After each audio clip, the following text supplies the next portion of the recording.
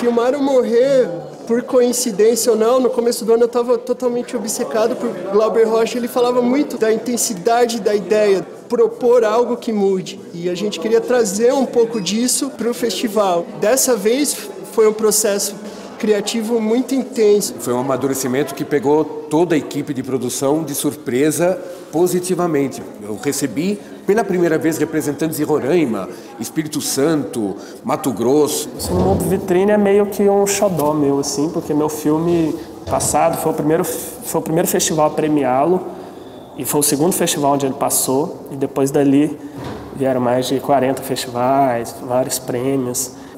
E agora esse meu segundo, Faltam Duas Quadras, é um filme já com apoios e tal, que ele é vencedor do concurso de roteiro do Festcine Goiânia. Eu ganhei o concurso. A minha leitura sobre o filme Truques, ela está retratando a realidade de um grupo de teatro paulista nesse dado momento. Então, daqui a 50 anos, alguém pega esse filme e olha assim, naquele momento se pensava o teatro dessa maneira e os diretores de cinema viam dessa maneira o teatro. Então, todo e qualquer filme, ele se prima a tirar um retrato da sociedade. Além de um aumento significativo em número, houve também uma média muito maior de qualidade entre os inscritos. Foi extremamente difícil fazer o trabalho de curadoria dessa vez. Sou um roteirista militante, assim, eu não migrei para a direção, porque eu acho que também não é uma causa social, mas assim, eu acho que o cinema nacional precisa de novos roteiristas, de bons roteiristas, e você só vai ter bons roteiristas quando os roteiristas quiserem ser roteiristas profissionais e não servir de trampolim para a direção, né? Que isso é muito comum. A produção do festival ela é colaborativa, então todo mundo faz tudo conforme as ideias e as demandas que vão chegando, assim. Eu meio que acompanhei tudo da pré-produção e ajudei no que eu pude, nos contatos, com parcerias possíveis e principalmente na parte da assessoria de imprensa e comunicação. Eu realmente trabalhei muito mais com a evolução narrativa, com a proposta, com a resolução estética que o curta conseguiu fazer, do que em diferenciar suportes, em diferenciar o emprego de câmeras, etc. A coisa mais importante num filme é a história, do meu ponto de vista, é a história. Claro, até agora nenhum equipamento digital consegue a profundidade de cor e a latitude e a textura de uma película. Mas há toda uma geração que não viu essa, e não tem como comparar, porque não participou do passado. E nesse sentido, o digital, por ser mais fácil, porque democratizou, ele possibilitou que pessoas como eu possam exibir o filme em vários lugares ao mesmo tempo.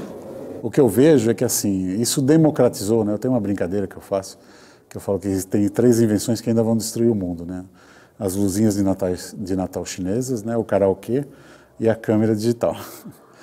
Porque pulverizou de uma tal maneira que tudo é tudo e nada é nada, né? Ou seja, tudo bem, facilitou o acesso, ótimo, a democratização e tal. Mas se você não tem consistência, você não se estabelece. O cineasta ele pode até pensar, poxa, eu não tenho uma câmera boa, mas alguns celulares hoje em dia já têm uma boa definição. Então, se tiver um bom roteiro, eu sempre, assim, eu sou jornalista, né, eu sempre prezo pelo bom roteiro, na verdade. A estética, é claro que ajuda muito, mas ela vai ser só um elemento ali a mais. Então, não importa que tipo de câmera que você tenha, uma 5D, uma 7D, ou pode ser até uma câmera de celular. Se tem ali um bom roteiro, uma boa produção, se é uma história bem amarrada, então, assim, isso não vai interferir, assim, nem no resultado do júri escolher qual o melhor filme na opinião deles. Direção de fotografia, eu queria o filme solar, eu queria um filme solar o tempo todo, justamente, né, como eu disse, por ser um filme difícil de abordagem, de tema, eu queria que a fotografia fosse solar, colorida, no sentido de sol, de laranja, né,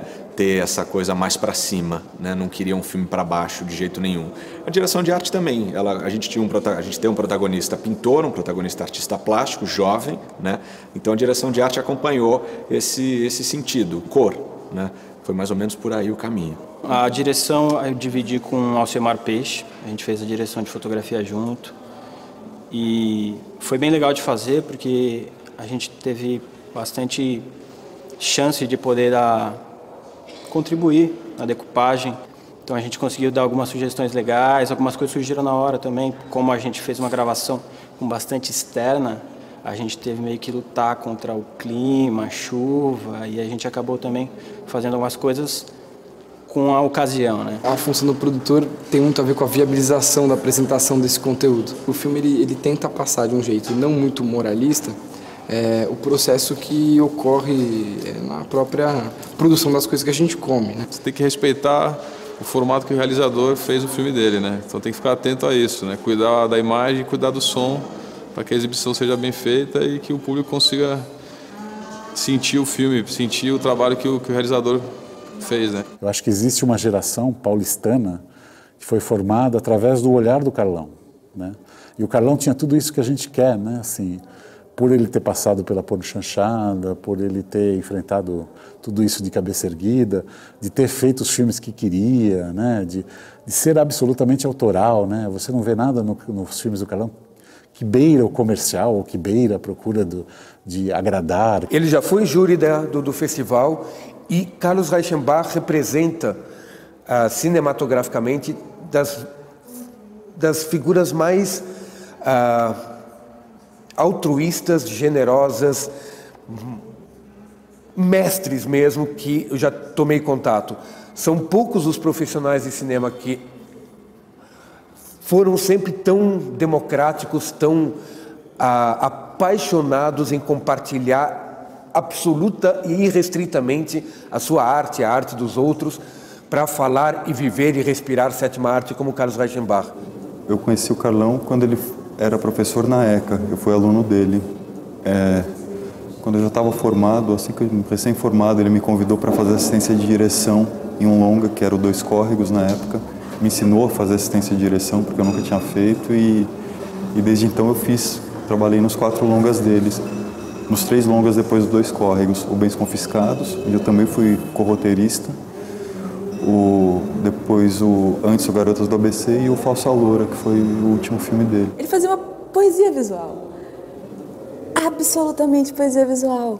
Era incrível, eu fiquei assistindo aquela sequência, que era noite de São Paulo, e aí tocava uma música clássica, e ele ia passando, assim, uma luz azulada, ele entrava na boate, você via aquelas figuras estranhas, e com aquela música, eu falava, cara, isso é pura poesia, assim, pode fazer isso? É possível fazer isso? Carlos Reichenbach sempre valorizou o cinema de autor, o cinema alternativo, o cinema independente, o cinema experimental, o cinema extremista, que é o que eu tento pincelar na seleção de curtas. Então a associação com Carlão é de coração.